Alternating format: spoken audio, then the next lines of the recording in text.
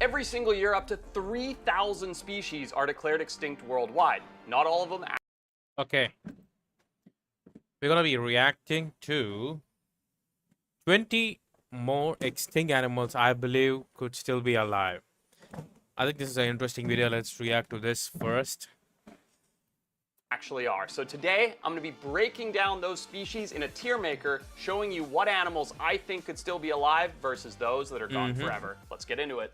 All right, so up first, I see here the Cape lion. The Cape lion was a big, magnificent lion that lived on the Cape of South Africa. And sadly, when European settlers came over, they started to develop that area. They hunted them for their big, magnificent black manes. It's always These animals disappeared in the mid-1800s. But so, I mean, naturally, about I don't think any animals will go extinct naturally, so it's probably the humans doing it. They were actually most predators of elephants, or at least that's what was believed. Cape lions may have followed the elephant migration path. Now, Africa used to have this incredible elephant corridor that would go from South Africa all the way up through Zimbabwe, Zambia, and moving north.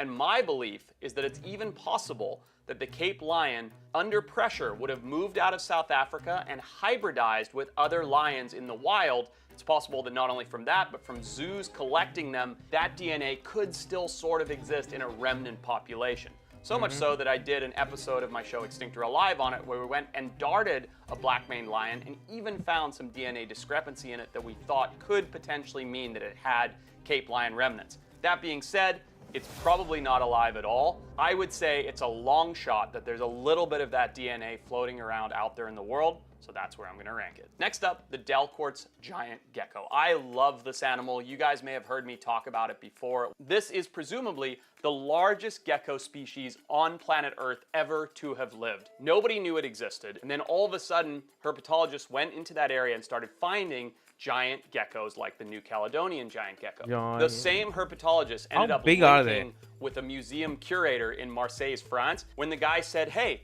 there's a 3-foot-long gecko 3 feet in collection is huge. pickled in a jar in the back, and that is how they actually found out what the Delcourt's giant gecko was, which is incredible. It is possible that the Delcourt's giant gecko could still be living out there. I'm not going to go all the way to likely alive, but I'm definitely going to put it in the maybe alive category. I have hope. I believe in it. I want someone to go out there and find the quaquillo, the giant death lizard. I hope somebody finds him. I wanted to. I haven't had a chance to yet. Next up, the La Palma giant lizard. From the Canary Islands in Spain, this huge lizard that was thought to be gone in the 1500s due to cats being brought in with the Spanish on their boats. Cats came in. They were kind of a slow-moving cats are lizard. so fast. Have you guys seen the when the cat tries to fight when a snake tries to fight a cat? Until very recently, cats are super fast. Random photos of lizards coming out of the bushes, hanging out on the beach for a few minutes, and then disappearing back into the beach have been turned in by tourists. I think this one is still out there. I think the La Palma giant lizard hasn't had enough searching for it, and there have been these crazy little random reports and even photos of this big lizard coming out of the bushes. I think it's still out there. I really do, and I love mean, if this there are one. photos, then it another should one be I out wanted there. to search for during Extinct or Alive, putting this in the likely alive category. It should go Next definitely up, alive. Malagasy hippo. Oh man, I love this one. My team and I even found a skull they of have one of these photos when and we were in videos. Madagascar. He's not gonna give it definitely alive. Are searching for them. People believe that the Malagasy hippo went extinct around 1,000 years ago. Get this, the skull that we found was believed to only be around 400 years old, and there are reports of this animal up until the 19th century, and even reports up until today. Hippos would have swum over from mainland Africa, one or two. Sadly, overhunting, habitat change, difference in water structures because there used to be way it's more just hippos from habitat. Madagascar. All of this led to What's the difference demise of between the a normal hippo and a Madagascar local folklore is that hippos persisted even into today, and we met. What's the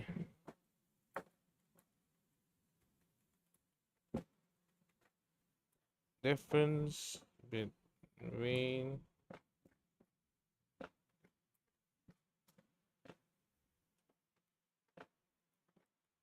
Madagascar?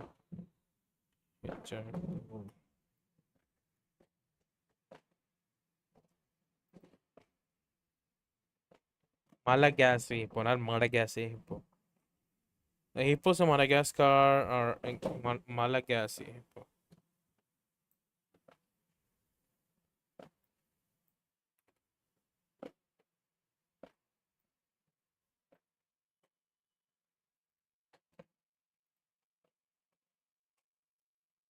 This should be.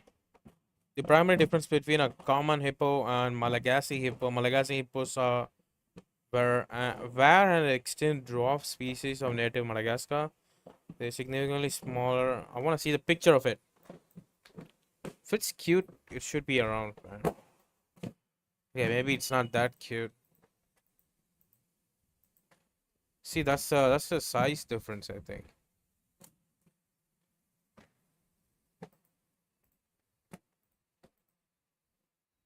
So that's a common hippo. That's the Okay, that's not Malagasy. That's something else.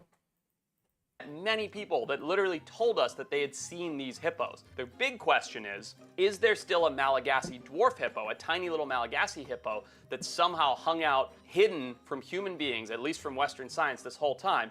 Or are there other hippos somehow making it across from mainland Africa? I don't know the answer, but finding that skull and dating it to 400 years as opposed to 1,000 years was a game changer to me. So I'm putting the Malagasy hippo in the maybe alive category. Next up, the Javan tiger, so. another favorite of mine. The only thing only dead hippo you got from 400 years ago, I don't think it's gonna be alive, bro. Another animal we launched an expedition into Java, Indonesia to look for. We worked with this incredible researcher who believes he had seen him. He put out trail cameras, he collected skin samples, and it was hard to say whether or not the Javan tiger was still around. Until 2019, a fur sample is left behind on a piece of barbed wire fencing. Fast forward to 2024, that piece of fur is analyzed in comparison to a museum sample, and the findings suggest that it is the same specimen. The Javan tiger potentially has existed right up until 2024, it should which be means there, it's still right? around Southeast today. Asia Unless somebody's is taking home tigers for from a neighboring island in tigers. Indonesia and putting them in Java, there is a tiger running around Java that left some hair behind because there's nothing else it could be. We know there's a tiger in Java, and it's most likely a Javan tiger. To me, the Javan tiger is definitely alive. The only thing we don't have is true, pure genetic proof, but we have the hair, so I'm giving it a definitely alive. This next story is awesome. So the New Zealand moose. So New Zealand is a disaster. What happened was people got there and they're like, hey, this island's really boring. There's just a couple birds and we killed those all out quickly. So they started bringing in all these things, red stag, sheep, you name it. And one of those Why would they do that? Humans always do this. It will always destroy the nature, man. To bring into New Zealand in 1910. They let him go in Fiordland, which is a very Canada-like, super remote, cold climate in the south part of New Zealand. I think, isn't that where they shot the Hobbit? 1952, the last official sighting came out, and they said, that's it. That's the end of the New Zealand moose. They're gone. We've killed them all. However, since then, every 10 years or so, somebody comes in and says, I just saw a moose in Fiordland. Now, in 1952, the last moose was seen, and that was the extinction. They didn't reproduce, they didn't survive well in Fiordland, which is nonsense if you think about it, because it's a big, cold, wet, green climate where moose have unlimited things to eat and no predators. Then, fast forward to 2002, and a hair sample is found in New Zealand. That could be left over from 1952, but it's kind of highly unlikely that a hair sample managed to survive. Fast forward to 2020, a helicopter pilot looks down and goes, hey, there's a moose.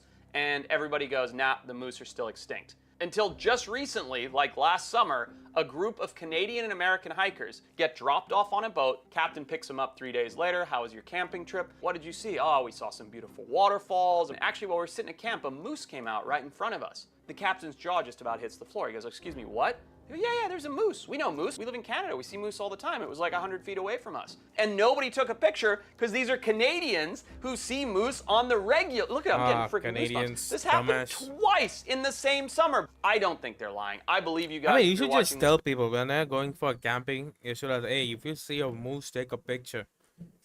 Right? If it's happening every year that someone sees one of these that's not supposed to be there, but you just have to tell people, hey, if you see a moose, take a picture, man. That's it. They would do it. Video. There's been some crazy, weird, blurry trail cam images that will cut into this video that have come out. I really think that there is like in this day and age, it could be AI. New Zealand you can't believe anything. Roaming around left over from the 1910 introduction. So I'm putting it up there with the definitely alives. So next up, the Malabar civet. Now this one's interesting. It's an extinction from the Western Ghats in India. Why this is still sitting in critically endangered is the key to why I think it's not extinct. It means nobody is putting in enough science, enough research to actually try and confirm one way or another whether or not this animal is actually extinct. Okay, go back. To actually try. Malabar civet. Okay, in Tamil it says Malabar. Pune.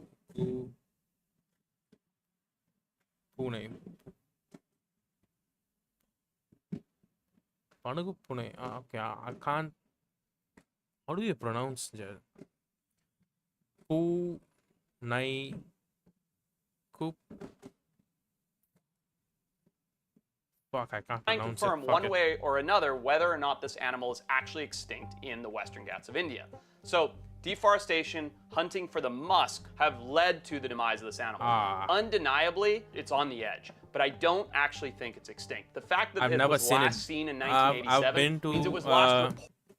Those forests, I never seen one of these. Reported in 1987 by science, not that locals aren't seeing it on a relatively regular basis. I don't know enough about the Malabar civet. All I know is it had a pretty broad range. The Ghats are pretty remote, and I don't think it's gone yet. So I'm putting this one up in the likely alive. All right, next up, the West African black rhino. Now, this one's pretty sad. These guys were from Cameroon and Chad. I think they killed them all right now. I think the last one died. 2010s That of was old the age. height of the rhino poaching for their horn. So the West African black rhino was declared extinct in 2011. To me, it's funny. It's one that people reach out to me and go look for the West African black rhino. It's gone, guys. This is a rhino that lived in an open area. You would see it, you'd know about it. They expatriated them, and it's localized. And the flip side of that is there is a way to fix it. This was an animal that is a subspecies of the black rhino. So to bring in other black rhino and allow them time to adapt to fill the same ecological niches to become West African black rhino is a viable option. However, it'll never be the exact same species, of course, because it will change and evolve differently. But regardless, West African black rhino is sadly gone.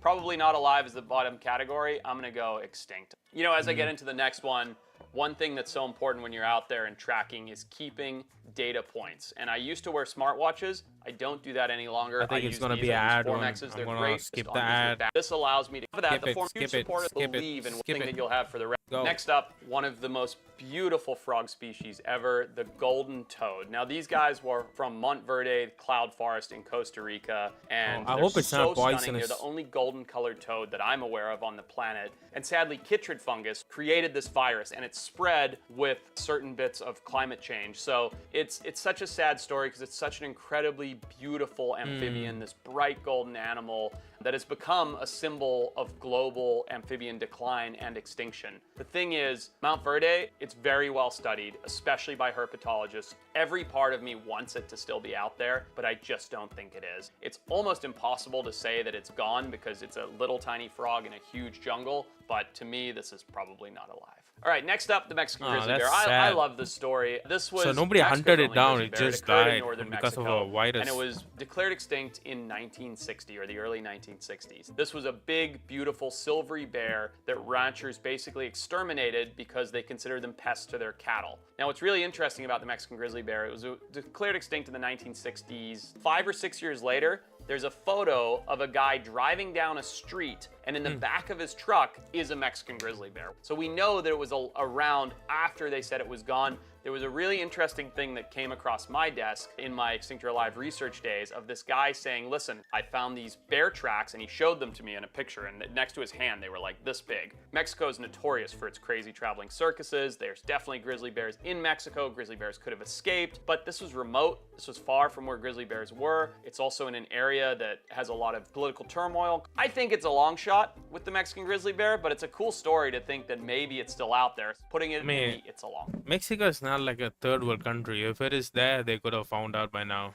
shot category. Next up, the Pyrenean ibex or Pyrenees ibex. That's So a this is a cool big horn. ibex, a goat, that due to overhunting and habitat loss was driven to extinction in the hunted early down. 2000s. I think in 2000, actually. Now, this ibex lived in the Pyrenees Mountains on the border of France and Spain, and it makes sense to me that in an area like that people would hunt them out, plus the habitat loss because it's a very good grazing area. What's interesting, more so than whether or not the animal's still there, is this is the first extinct animal ever cloned in 2003. It Okay, they lived for cloned it. exactly 7 minutes. So they managed to take DNA, clone it, give birth to it. It wasn't strong enough, it wasn't healthy enough, and it died. But, you know, there are the odd hunter's report of I saw an ibex, I think it's a Pyrenees ibex, but to me, it's probably not alive. Next up, another That's favorite sad. of mine, the That's a Baji. really This is cool looking such animal. a cool animal. I put together an Extinct or Alive search that combined the Baji with the Chinese paddlefish. My story there is kind of a sad one. I talked to a local drone kid who had a drone and caught a video of what looked like a Baji. I think it's floating around on the internet. And he had this like blip of a marine mammal coming out in the Yangtze River in China. He said, look, the animal's still here. I know it was declared extinct in 2006, but it was seen again in 2007. Then in 2000 and this must have been like 15, I submitted a plan to the Chinese government and I screwed up. I wrote in the proposal, due to the habitat loss and over pollution of the Yangtze River, the Baji is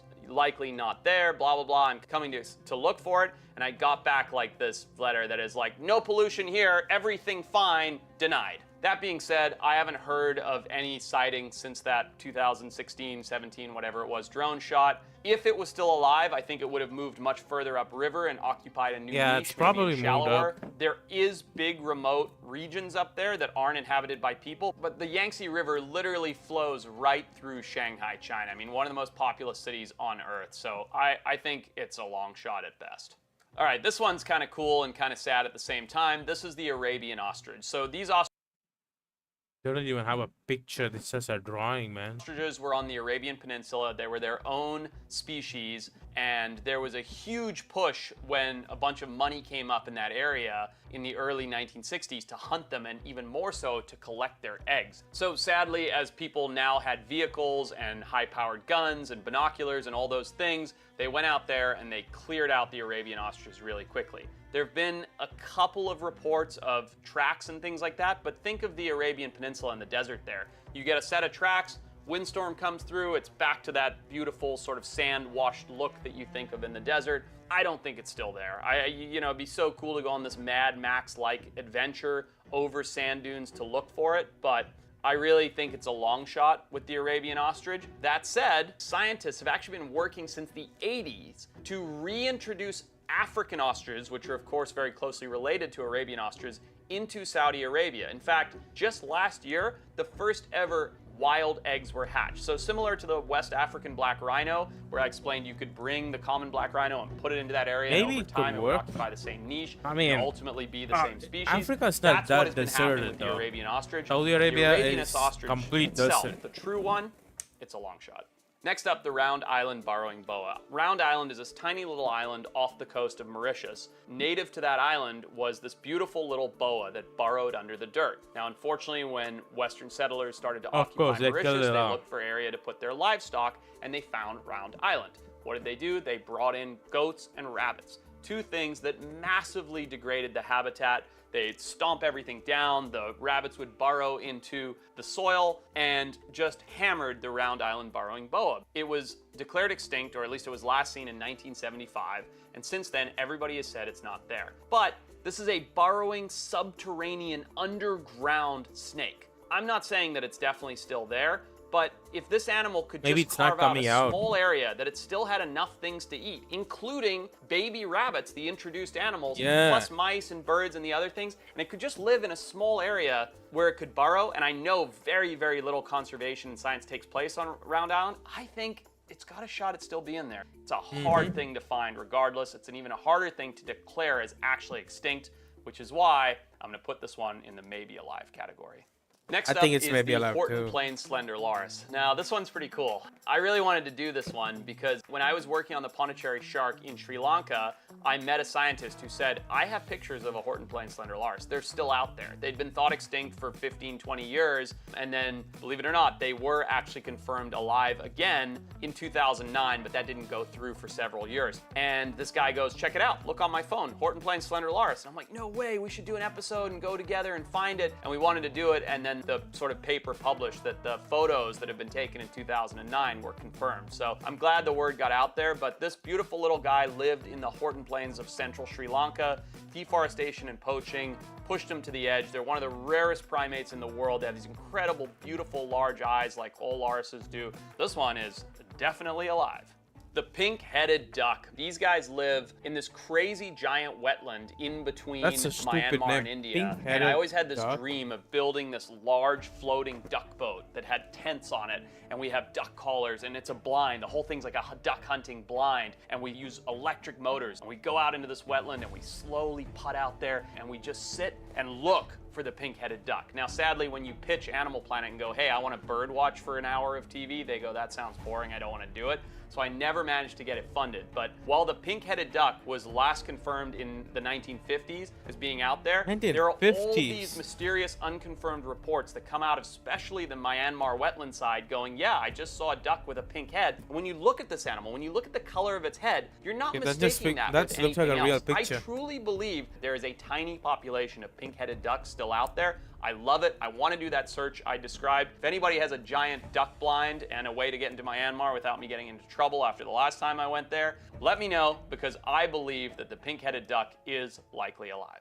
Next up, the Kukri. It's this big bovid, meaning a cow. The Kukri was last confirmed in the 1980s. It lived across Cambodia, Laos, and Vietnam, and it was just grabbed. I've seen it was that a in big wild Kerala, cow. man. It was full of meat, so people hunted them. They hybridized them with cattle, and then there was wars going on between those borders. So this animal was just driven to extinction. Any recent sighting can easily be attributed to I just feel like being I've a seen it. I'm domestic not or saying it's the feral cow exact or a water species, though. It buffalo. looks like it. Sadly, the Kukri is gone, so I'm moving that into probably not alive. But what's interesting about the Kukri is I believe that this is one that modern science, colossal biosciences, can fix. Now, why is that? Bovid reproduction science is the best reproductive science that we have outside of humans on the planet, because we have been breeding cattle for as long as humans can remember, trying to keep cattle, because they're our main source of meat and milk. So we have all of this unbelievable reproductive science for bovids. All we would need to do is get samples, genetic samples of Kukri.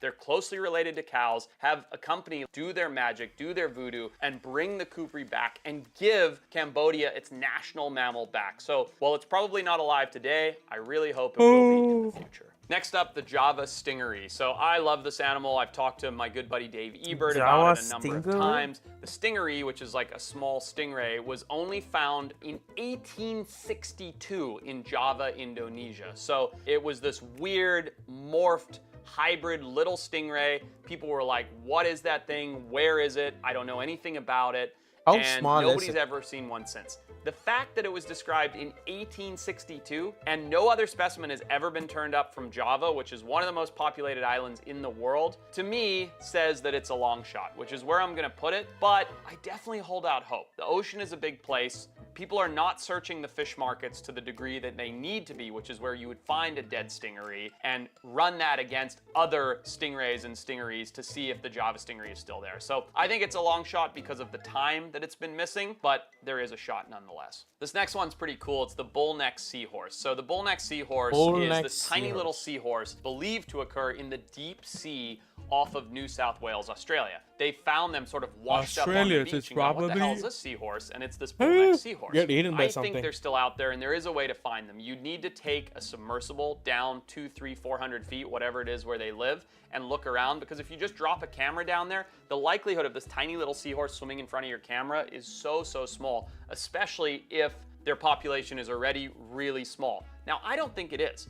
I think they're probably endemic to a single area or small reef because the only known specimens come from trawlers over one area, which means fishermen have gone through one zone, come up and been like, what's this weird shaped seahorse? And in fact, because of its strange body shape, there are many beliefs that it actually burrows into the soft sand at 300-400 feet. So talk about a next to impossible animal. That's too small to even see, but we can't tell it's extinct or not.